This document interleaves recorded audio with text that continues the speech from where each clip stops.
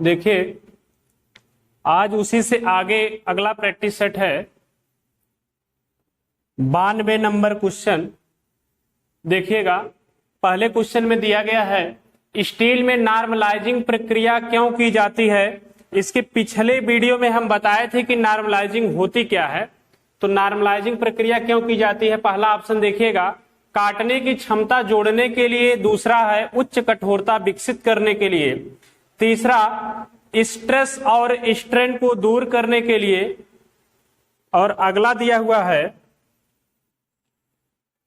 घिसने के प्रतिरोध को बढ़ाने के लिए।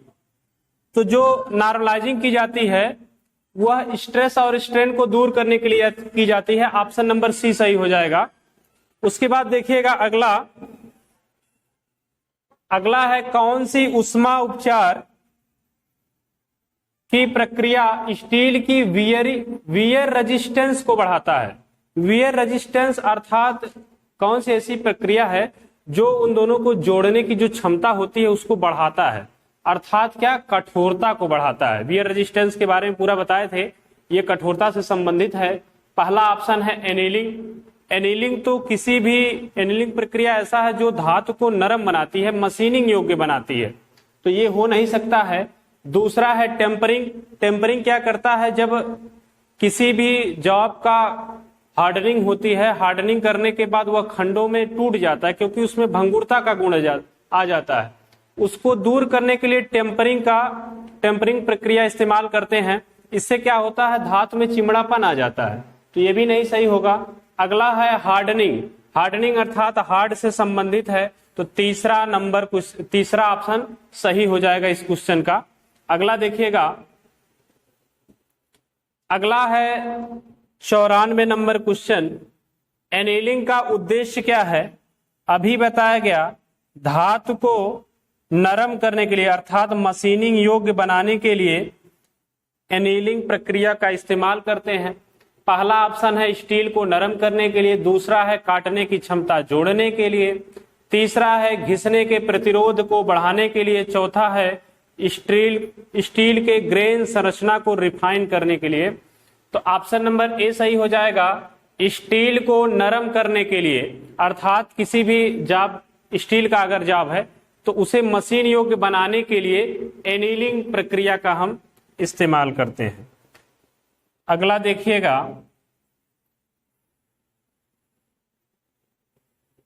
अगला है स्क्वायर हेड स्क्रू में कॉलर क्यों प्रदान किए जाते हैं। अर्थात जो स्क्वायर हेड होते हैं इस प्रकार से स्क्रू होते हैं बने,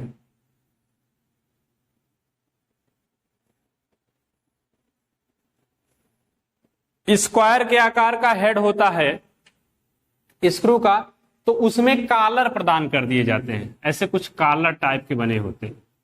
तो ये कॉलर क्यों बनाए जाते हैं ये पूछा गया है। ये कॉलर क्यों बनाए जाते हैं। पहला ऑप्शन दिया हुआ है कार की सतह को सुरक्षित रखने के लिए, दूसरा है सिर की चौड़ाई बढ़ाने के लिए, तीसरा है लीक प्रूफ ज्वाइंट प्रदान करने के लिए, चौथा है साधनों के लिए पहुंच प्रदान करने के लिए, अर्थात साधनों के लिए पहुंच प्रदान करने के लिए। तो ऑप्शन नंबर ए सही हो जाएगा। कार की सतह को सुरक्षित रखने के लिए इसमें जो है कॉलर लगाए जाते हैं। जो सतह होती है, यदि इस नट को या बोल्ट है, स्क्रू बोल्ट है, इसको जब हम कसते हैं तो इसके द्वारा सतह पर जो परिष्कृत सतह होती है उससे कुछ खुरचन वगैरह प्राप्त हो जाती है उस सतह पर। उसे दूर करने के लिए एक जो है कॉलर लगा दिया जाता है जिससे परिष्कृत सतह सुरक्षित रहे। अगला देखिए,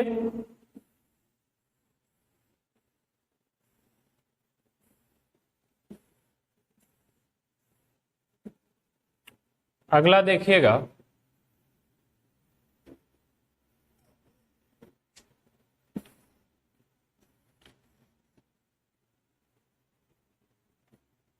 अगला क्वेश्चन है टेपर प्लग गेज का उद्देश्य क्या है। टेपर प्लग गेज का क्या उद्देश्य है। इससे जाहिर सी बात है टेपर प्लग गेज का उद्देश्य जो है टेपर चेक करने के लिए होता है। टेपर और फिट दोनों चेक किया जाता है। ए ऑप्शन है परफेक्ट फिट के साथ छेद की जांच करने के लिए। ऑप्शन नंबर बी दिया हुआ है अंदर के थ्रेड की डाया जांच करने के लिए। Option number C perfect fit के साथ टेपर्ड छेद की जांच करें या जांच करने के लिए। तो ऑप्शन नंबर सी सही हो जाएगा। टेपर भी चेक कर देता है और फिट भी चेक कर देता है। अगला क्वेश्चन देखिए,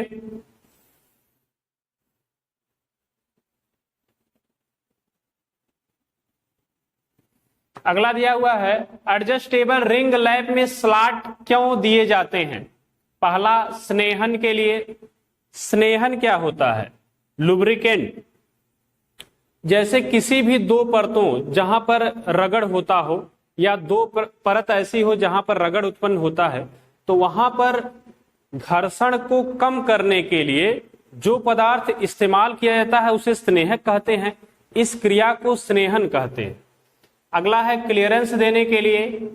सी नंबर है विस्तार के लिए। चौथा है लैपिंग कंपाउंड की फीडिंग की अनुमति देने के लिए। तो ऑप्शन नंबर डी सही हो जाएगा।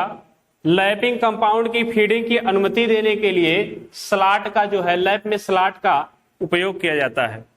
अगला देखिएगा, अगला क्वेश्चन है उत्कृष्ट कटाई गुण नहीं होता है। कौन सा अपघर्षक ऐसा है जो एब्रेसिव होता है? कौन सा एब्रेसिव ऐसा होता है जिसमें उत्कृष्ट कटाई का गुण भी नहीं पाया जाता और वो महंगा भी पड़ता है? ऑप्शन नंबर ए हीरा दिया हुआ है। हीरा महंगा तो पड़ता है लेकिन इसमें उत्कृष्ट कटाई के गुण होते हैं। Option number B boron carbide दिया हुआ है। बोरान कार्बाइड से उत्कृष्ट कटाई नहीं की जा सकती है और ये अन्य एब्रेसिव की अपेक्षाकृत महंगा भी पाया जाता है। ऑप्शन बी सही हो जाएगा। ऑप्शन सी है सिलिकॉन कार्बाइड, ये उत्कृष्ट कटाई कर सकता है।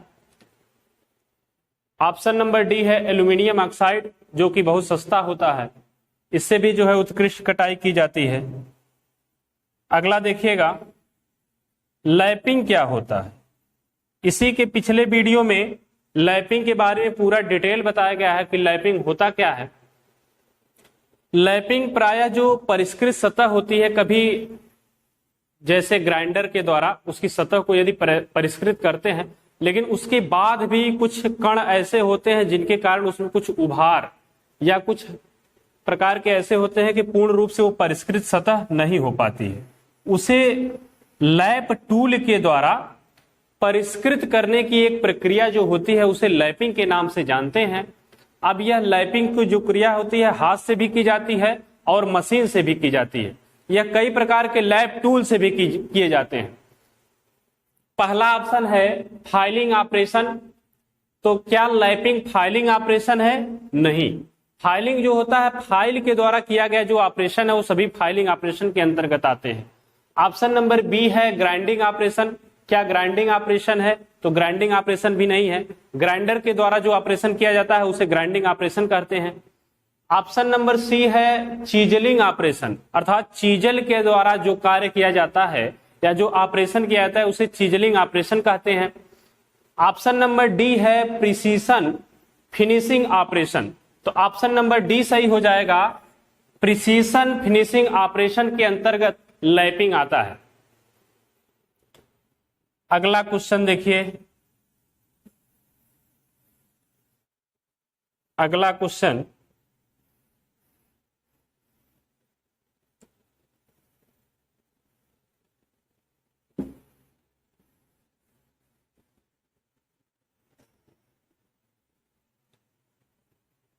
फिगर में जो टूल दिख रहा है लैप टूल, उस लैप टूल का क्या नाम है ये पूछा गया क्वेश्चन में।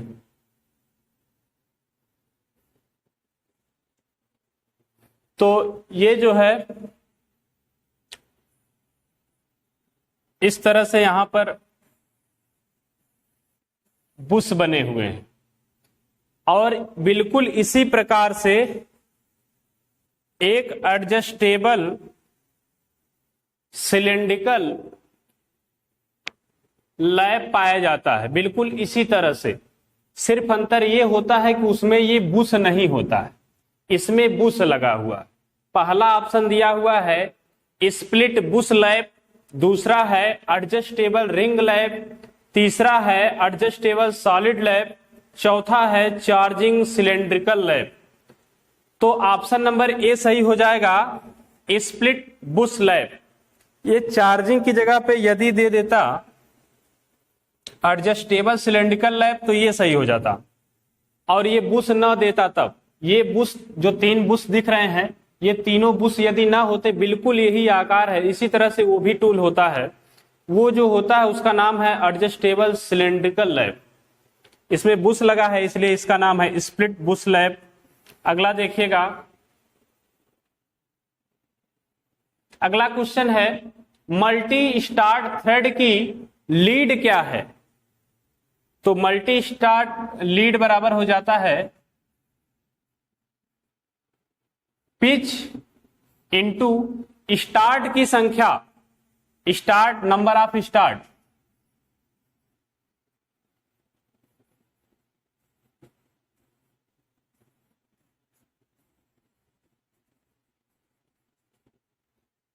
तो पहला ऑप्शन इसमें दिया हुआ है पिच इंटू स्टार्ट की संख्या, दूसरा दिया हुआ है लीड इंटू स्टार्ट की संख्या, तीसरा है पिच इंटू मेजर व्यास, चौथा है पिच इंटू माइनर व्यास। तो ऑप्शन नंबर ए सही हो जाएगा, पिच इंटू स्टार्ट की संख्या। ये जो होता है स्टार्ट थ्रेड की लीड है। अगला देखिए, इस स्क्रू का क्या नाम है? जो फिगर में दिख रहा है, इस स्क्रू का नाम बताना है। पहला दिया हुआ है हेक्सागोनल हेड स्क्रू, दूसरा है ग्रुव स्क्रू, तीसरा है राउंड हेड स्क्रू, चौथा है स्क्वायर हेड स्क्रू। जो हेक्सागोनल हेड स्क्रू होता है उसका जो हेड होता है इस तरह से हेक्सागोनल बना होता है, 6 भुजाएं होती हैं उसमें, और उभार में होता है। उसके नीचे इस तरह से स्क्रू टाइप का ऐसे होता है, ये स्क्रू कटा होता है। लेकिन यहां पर ऐसा नहीं है, यहां पर देखिएगा इस तरह से बना हुआ है। यहां पर ये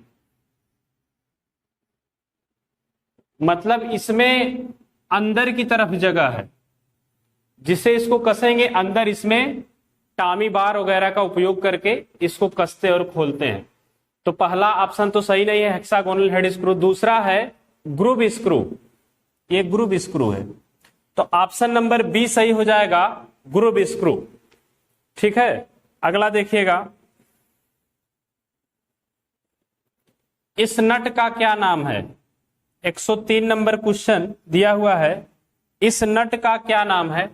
ऑप्शन और फिगर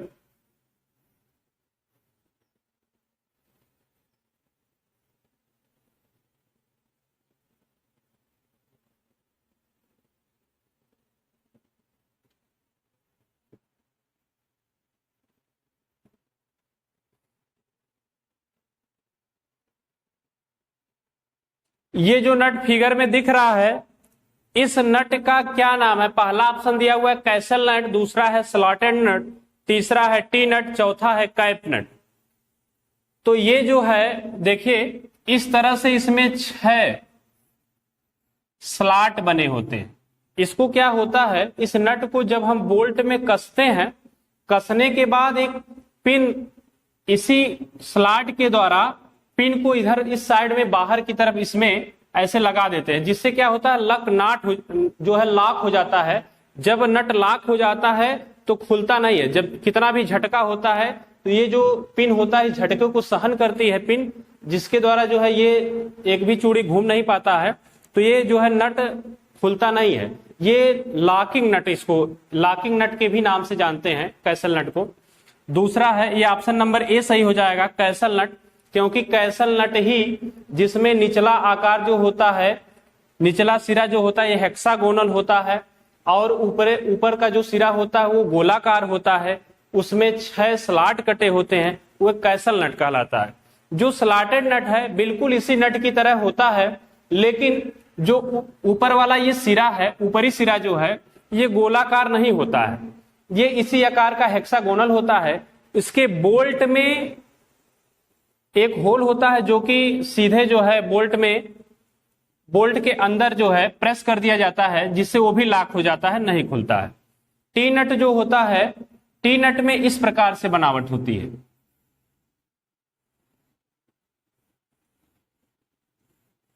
इस तरह से टी नट बना होता है।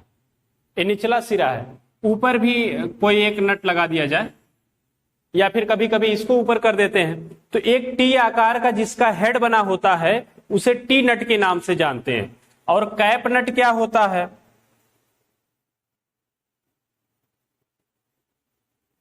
कैप नट जो होता है, इसमें बिल्कुल ऐसे ही हेक्सागोनल नट की तरह भी कैप नट होता है, लेकिन ऊपर से कैप एक लगा होता है, उसी हेड के ऊपर एक कैप लगा होता है जिससे जंग वगैरह नहीं लगता है, संक्षारण से बचाता है, इसको कैप नट कहते हैं। इसमें हो जाएगा castle nut, option number A सही हो जाएगा। अगला देखिएगा 104 नंबर क्वेश्चन है, इस नट का क्या नाम है? जो फिगर में दिख रहा है, इस नट का क्या नाम है?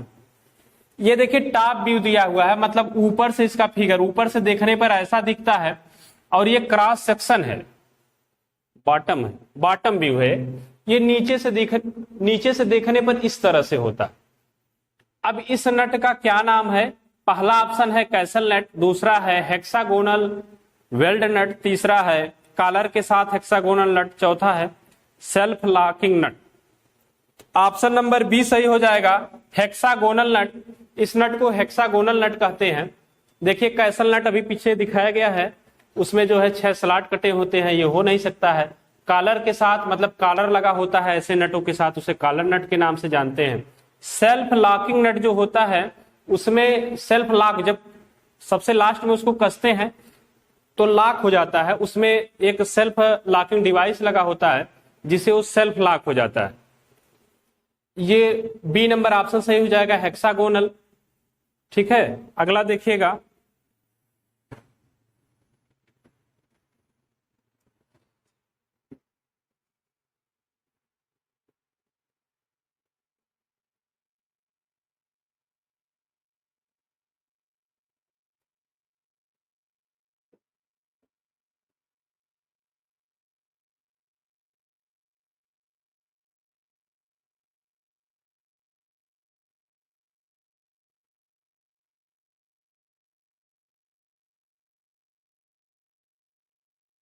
105 नंबर क्वेश्चन है, इस रिंच का क्या नाम है? अर्थात इस स्पैनर का क्या नाम है जो फिगर में दिखाया गया है? देखिएगा ये स्पैनर, ये इसका हैंडल है, यहां से पकड़ करके ये नट है, ऐसे इसमें खांचे बने होते हैं, स्लॉट कटे होते हैं, इसी में फंसा करके इसमें एक ऐसे नीचे की साइड में ऐसे एक हुक टाइप का बना हुआ है, बीच में, इसके बिल्कुल बीच में यहां नीचे एक ऐसे हुक टाइप का बना होता है। उसी हुक को क्या करते हैं, यहां पर पिन होल होते हैं, उसी पिन होल में ऐसे फंसा करके कसते या खोलते हैं। तो इस रिंच का क्या नाम है? पहला है फेस रिंच, दूसरा है हुक रिंच, तीसरा ऑप्शन दिया हुआ है फेस पिन रिंच, चौथा है पिन रिंच। तो ऑप्शन नंबर बी सही हो जाएगा, हुक रिंच। इसमें हुक बना होता है, इसीलिए इसे हुक रिंच के नाम से जानते हैं। अगला है स्क्रू का प्रकार बताइए, ये किस प्रकार का स्क्रू है ये बताना है। पहला दिया हुआ है hexagonal socket head cap screw, दूसरा है हेक्सागोनल हेड स्क्रू, तीसरा है काउंटर सिंक हेड स्क्रू, चौथा है रसेद चीज हेड स्क्रू। तो इसमें हो जाएगा option number A, hexagonal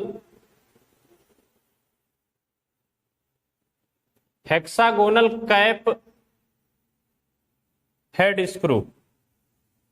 option number A सही हो जाएगा।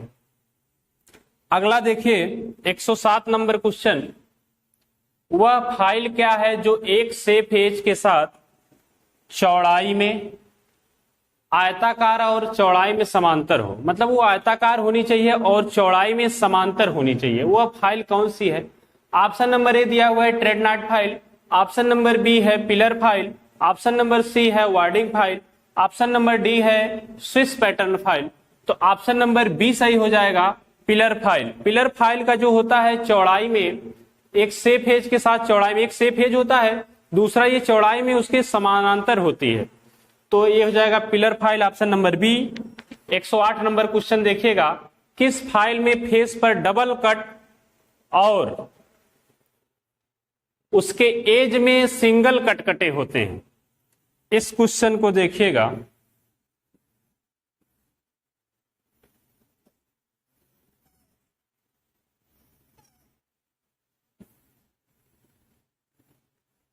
और किनारों पर सिंगल कट होता है, तो वो कौन सी फाइल है जिसके फेस पर डबल कट, वो किनारों पर सिंगल कट होता है? पहला है पिलर फाइल, दूसरा है सिंगल कट फाइल, तीसरा दिया हुआ है रास्प कट फाइल, चौथा है वार्डिंग फाइल। तो ऑप्शन नंबर डी सही हो जाएगा, वार्डिंग फाइल। वार्डिंग फाइल में क्या होता है, जो उसका फेस होता है इस तरह से बना होता है, जैसे ये मान लीजिए फेस है, इस फेस पर जो है डबल कट कटे होते हैं, और ये जो किनारे के ये एज होते हैं, इस एज पर सिंगल कट कटे होते हैं। तो ऐसी फाइल का नाम जो है वार्डिंग फाइल होगा। अगला क्वेश्चन, इस फाइल का क्या नाम है? जो फाइल फिगर में दिख रही है, इस फाइल का क्या नाम है?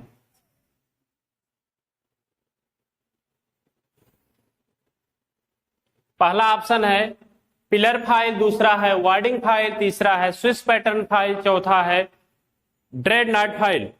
तो ये होगा option number C, Swiss pattern file. ये स्विस पैटर्न फाइल का फिगर है जो कि बना हुआ है। अगला देखिएगा 110 नंबर, इस गेज का क्या नाम है? ये जो गेज दिखाया गया है, इस गेज का क्या नाम है? इस तरह से बना हुआ है और इस पर जो है ये थ्रेड कटे हुए हैं बाहर, ये ऊपर की साइड में, तो इसे क्या कहते हैं ये पूछा गया है। पहला ऑप्शन दिया हुआ है थ्रेड प्लग गेज, दूसरा है थ्रेड रिंग गेज, चौथा है कैलिपर गेज, तीसरा है कैलिपर गेज और चौथा है रिंग गेज। तो ऑप्शन नंबर बी सही हो जाएगा, ऑप्शन नंबर बी सही हो जाएगा, थ्रेड रिंग गेज। ये जो है थ्रेड रिंग गेज है। अगला देखिएगा,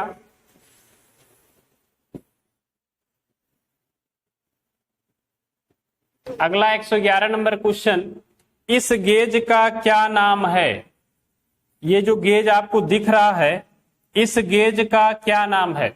इसमें देखिए बाहरी व्यास चेक करते हैं, इधर गो है, इधर गो बना हुआ है और इधर नो गो है। अब गो नो गो अर्थात जब इसको चेक करते हैं तो उसी साइज का हम इस गेज को लेते हैं जिस साइज का हमको व्यास चेक करना है।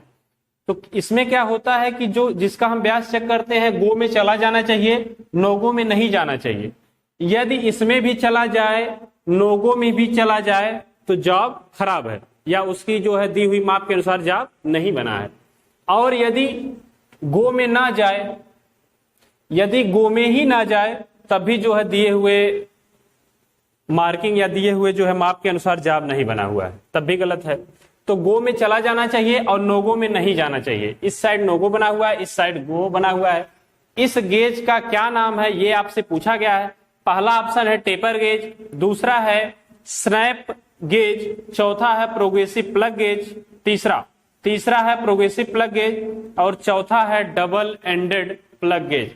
तो ऑप्शन नंबर बी सही हो जाएगा, स्नैप गेज। जो बाहरी व्यास की माप करता है इसे स्नैप गेज के नाम से जानते हैं।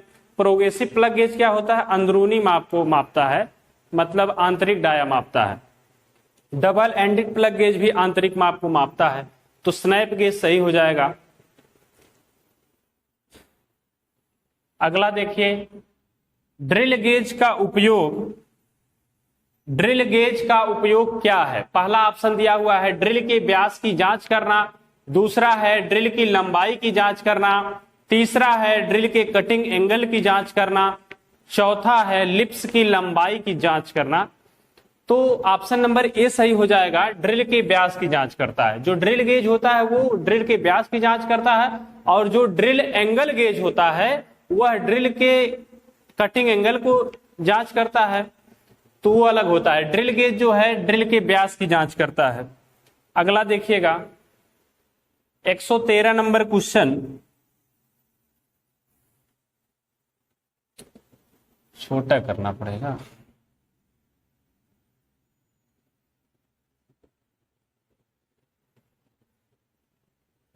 चिन्हित किए गए x भाग का क्या नाम है? इस भाग का नाम बताना है। अर्थात ये देखिए, ये रोलर हैं, दोनों रोलर हैं। ये साइन बार है, साइन बार का ये दोनों रोलर हैं और इनके रोलरों के केंद्रों के बीच की दूरी x से दर्शाई गई है। अब इस x को क्या कहते हैं? लंबाई कहते हैं, डेप्थ सरफेस कहते हैं, कांटेक्ट रोलर्स कहते हैं, चौड़ाई कहते हैं। ये होता है साइन बार की लंबाई। तो ऑप्शन नंबर ए सही हो जाएगा। और यदि ऐसे कोई जवाब ऐसे रख देते हैं, इस तरह से यदि होगा, तब ये इसकी चौड़ाई हो जाता है, इसकी नहीं, साइन बार की नहीं बल्कि जॉब की। अगला देखिएगा, ऐसे ही कुछ है अगला वाला क्वेश्चन।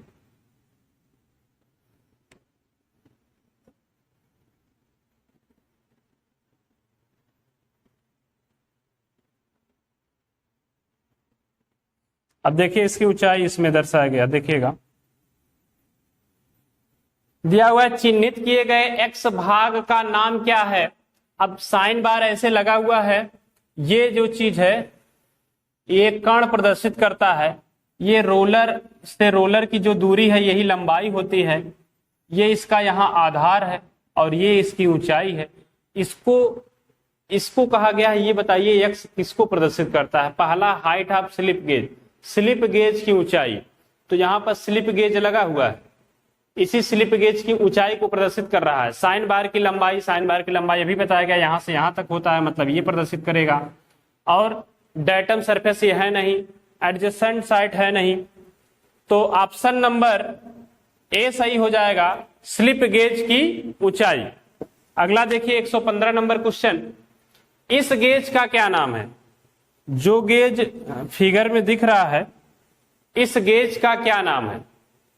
ऑप्शन नंबर ए दिया हुआ है स्क्रू पिच गेज, ये हो नहीं सकता है। दूसरा है एंगल गेज, तीसरा है स्लिप गेज, चौथा है सेंटर गेज। तो ऑप्शन नंबर डी सही हो जाएगा, इसे सेंटर गेज के नाम से जानते हैं। अगला देखिए, इस गेज का क्या नाम है? जो एक गुच्छे के रूप में दिख रहा है, इस साइड अलग पिच की, इस साइड अलग पिच की जो है, जांच करने के लिए स्क्रू पिच गेज लगे हुए हैं। तो पहला ऑप्शन दिया हुआ है सेंटर गेज, दूसरा है स्क्रू पिच गेज, तीसरा है रेडियस गेज, चौथा है स्नैप गेज। तो ये स्क्रू की पिच चेक करते हैं, इस गेज के द्वारा किसी भी स्क्रू की पिच चेक करते हैं। तो ऑप्शन नंबर बी सही हो जाएगा, स्क्रू पिच गेज, इसे स्क्रू पिच गेज के नाम से जानते हैं। अगला देखिए,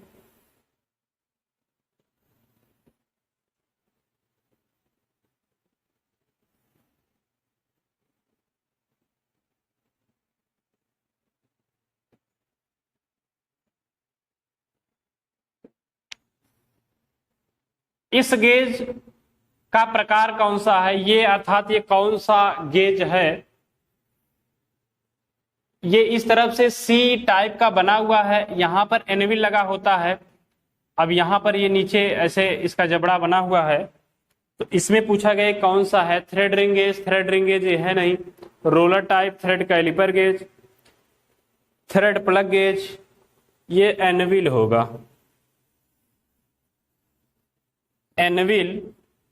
anvil type thread snap gauge.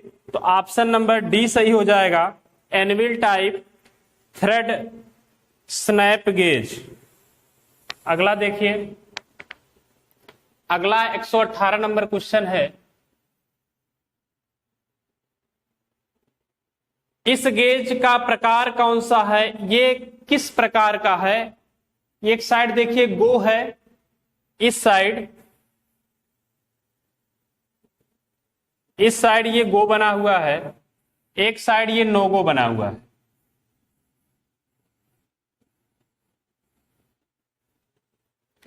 अब इसमें जहां पर गो लिखा होता है, जैसे यहां पर देखिए दिख नहीं रहा होगा, लेकिन ये जो मिनिमम गो इसमें जा सकता है उसका मान यहां लिखा होता है। नो गो, अर्थात उससे ऊपर नहीं जा सकता है, उसका मान यहां लिखा हुआ होता है। देखिए ऑप्शन क्या दिया हुआ, ऑप्शन है double ended plug gauge, option number B progressive plug gauge, option number C taper plug gauge, option number D taper ring gauge. Double, तो ऑप्शन नंबर ए सही हो जाएगा। डबल एंडेड गेज मतलब दोनों किनारों पर एक तरफ गो एक तरफ नो गो जिसमें बना होता है उसे डबल एंडेड प्लग गेज के नाम से जानते हैं। प्रोग्रेसिव प्लग गेज में क्या होता है, गो नो गो एक ही साइड में बना होता है, जैसे इस तरह से यहां गो हो गया, उसके इधर नो गो बना होगा, मतलब गो वाले में चला जाना चाहिए, नो गो में नहीं जाना चाहिए। इससे फायदा क्या होता है, इसमें समय की बचत होती है। एक ही साइड से ऐसे किसी भी जाग को चेक करना होता है तो एक ही साइड से ऐसे डाल के चेक कर लेते हैं, गो में चला जाता है, नो गो में नहीं गया अगर तो सही हो गया, जाप सही है। और इसमें क्या होता है, डबल एंडेड में एक साइड इधर करते हैं तो फिर इधर गो हो गया तो फिर नो गो पलट के चेक करना होता है, जिससे समय का नुकसान होता है। तो उसे देखते हुए प्रोग्रेसिव प्लग गेज का उपयोग किया जाता है जहां पर समय की बचत करना हो। अगला है एक्स के रूप में चिन्हित क्या है, तो जो एक्स के रूप में चिन्हित है उसका क्या नाम है, ये पूछा गया। ये देखिए फिगर में दिख रहा है, ये है प्रोग्रेसिव प्लग गेज। पहला है देखिए गो, एक साइड गो है एक ही साइड, और इधर है नो गो बना हुआ है, ठीक है। अब इस प्लग गेज का क्या नाम होगा, ये ऑप्शन के हिसाब से देखते हैं। पहला दिया हुआ है double ended plug gauge no go, ये इसको भी बताना है ये क्या है, तो ये गो है तो कंफर्म है, और प्रोग्रेसिव प्लग गेज है ये भी कंफर्म है। तो ऑप्शन नंबर बी दिया हुआ है प्रोग्रेसिव प्लग गेज गो, तो ऑप्शन नंबर बी सही हो जाएगा, प्रोग्रेसिव प्लग गेज गो। डबल एंडेड क्या होता है, डबल एंडेड जो दोनों साइड में एक साइड गो बना हो एक साइड नो गो बना हो, डबल एंडेड होता है। टेपर प्लग गेज क्या होता है, टेपर टाइप का बना होता है, आगे अभी फिगर दिखाएंगे। प्रोग्रेसिव प्लग गेज नो गो दिया हुआ है, अर्थात इस साइड का नो गो है, ये तो गो है ये नो गो है, तो एक्स प्रदर्शित करना है। पहले देखिए नो गो को नहीं बनाया जा सकता है, देखिए यदि पहले ही नो गो बना दिया जाएगा, आगे की साइड यदि नो गो बना दिया जाएगा तो पहले ही जब जाब इसमें प्रवेश नहीं करेगा तो गो में कहां से जाएगा, इसलिए पहले गो बनाया जाता है उसके बाद नो गो बनाया जाता है, इस चीज का ध्यान रखिएगा। प्रोग्रेसिव प्लग गेज में पहले गो उसके बाद नो गो। अब देखिए यह गेज क्या है, फिगर में दिख रहा है, इस गेज का क्या नाम है, ये आपसे पूछा गया है। टेपर टाइप का बना हुआ है, टेपर, इससे टेपर चेक करते हैं। पहला है स्नैप गेज, दूसरा है प्रोग्रेसिव प्लग गेज, तीसरा है टेपर रिंग गेज, चौथा है टेपर प्लग गेज। तो ये रिंग गेज नहीं है बल्कि प्लग गेज है, ऑप्शन नंबर डी सही हो जाएगा, टेपर प्लग गेज। अगला देखिए, अगला दिया हुआ है गेज में एक्स के रूप में चिन्हित क्या है, जो एक्स के रूप में चिन्हित है इसका नाम क्या है। एक देखिए ये रिंग गेज है, एक ये बना हुआ है, इसे गो कहते हैं, और इसका नाम है नोगो। नोगो और गो की क्या पहचान है, इसमें देखिए ये एक ही भाग है, पूरा ये एक ही है गेज, इसमें बीच में स्लॉट कटे होते हैं, तो जिसके बीच में स्लॉट कटे होते हैं उसे नोगो के नाम से जानते हैं, जिसमें स्लॉट नहीं कटे होते हैं वो गो होते हैं।